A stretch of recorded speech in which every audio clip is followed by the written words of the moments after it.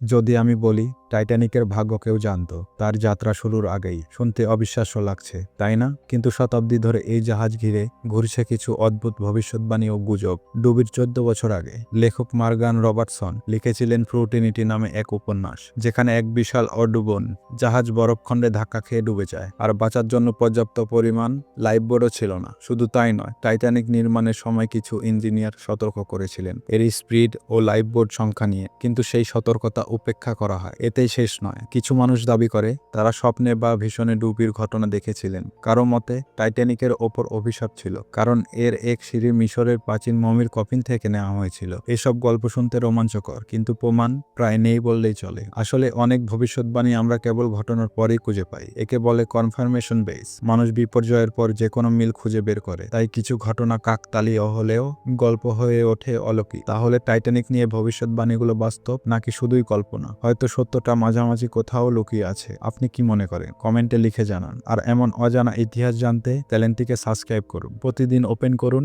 জ্ঞানের নতুন দরজা।